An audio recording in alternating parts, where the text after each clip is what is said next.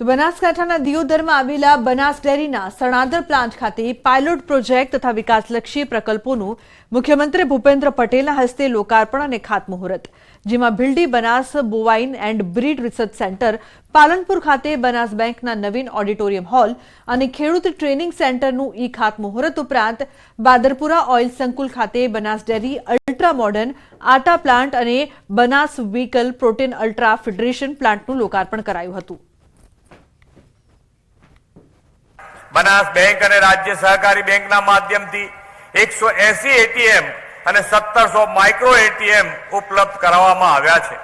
एना परिणामे नागरिकोने घर आंगणे बेंकिंग व्यवहारों माटेनी सगवड मळी रही छे। आज अहींथी बनासकांठा और पंचमहाल जिल्लामां टेक्स ने बैंक मित्र तरीके कार्यभार आपवानो पायलट प्रोजेक्ट शरू थई रह्यो छे। एकमात्र बनासकांठा जिल्लानी अंदर જોઈએ તો 2014 ની અંદર 250 करोड़ रुपया की आवक पशुपालक माताओं बहनों ने હતી। દર મહિનાની આજે એની આવક 1000 કરોડ કરતા વધારે થઈ છે। માત્ર 10 વર્ષના આ સમયગાળા દરમિયાન 250 કરોડમાંથી 1000 કરોડ સુધી ગઈ છે। રાજ્ય સરકાર અને કેન્દ્ર સરકારની પ્રજાલક્ષી નીતિઓના કારણે કરીને પ્રગતિ થઈ છે।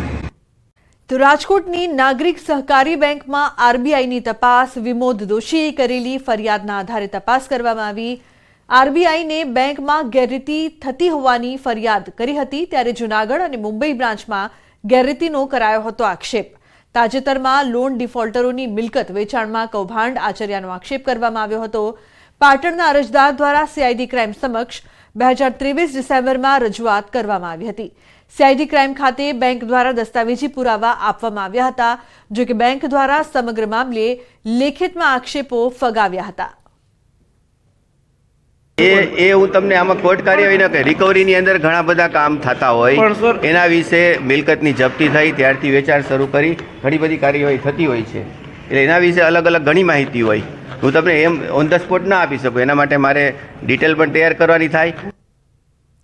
તો નવસારીના અબ્રામા ગામે હત્યા મામલે તપાસનો ધમધમાટ। હત્યા કરીને ખેતરમાં દાટી દીધેલા મૃતદેહને બહાર કઢાયો। 25 દિવસ અગાઉ ગામનો યુવક ગુમ થયો હતો। ઘટનાને પગલે પરિવારે જલાલપુર પોલીસને જાણ કરી હતી। યુવકના નજીકના મિત્રોએ હત્યાને અંજામ આપ્યાનું પ્રાથમિક તારણ। તો જૂની અદાવતમાં હત્યા થઈ હોવાનું પોલીસનું તારણ। ડીવાયએસપી, એસડીએમ, તબીબની હાજરીમાં પરિવારજનોએ મૃતદેહ બહાર કાઢ્યો। અત્યાર સુધી પોલીસે 3 શખ્સોની અટકાયત કરી છે।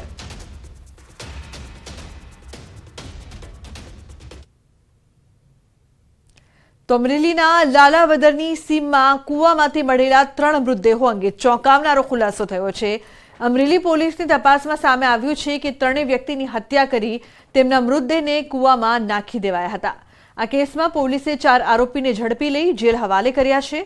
હત્યાકાંડના મુખ્ય આરોપીની દીકરીનું થોડા સમય અગાઉ જ મોત થયું હતું, જે અંગે આરોપીને શંકા હતી કે દંપતીએ તાંત્રિક વિધિ કરાવી એટલે જ દીકરીને મોત થયું। આ વાતની અદાવત રાખીને આરોપીએ હત્યાનું ષડયંત્ર રચ્યું હતું અને 10 જાન્યુઆરીએ મોડી રાત્રે દંપતી અને 8 વર્ષની બાળકીનું ગળું દબાવીને હત્યાને અંજામ આપ્યો હતો। હાલ આ કેસમાં પોલીસે વધુ તપાસ શરૂ કરી છે। હા, પૂર્વ આયોજિત પ્લાન સાથે જ આ લોકો મારવાના ઈરાદાથી જ ત્યાં પહોંચ્યા હતા।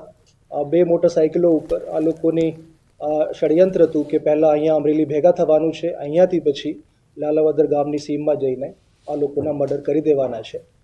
2 લોકોના મર્ડર કરવાનું પ્લાન હતું, જે મુકેશભાઈ છે અને એના પત્ની ભૂરીબેન, પણ ત્રીજા જે નાની બાળકી છે એ પણ ત્યાં ઇત્તફાકિયા તે દિવસે ત્યાં હાજર હતી અને પછી એ છોકરી આ લોકોને ઓળખી ગઈ હતી, એના લીધે એ છોકરીની પણ હત્યા કરવામાં આવી।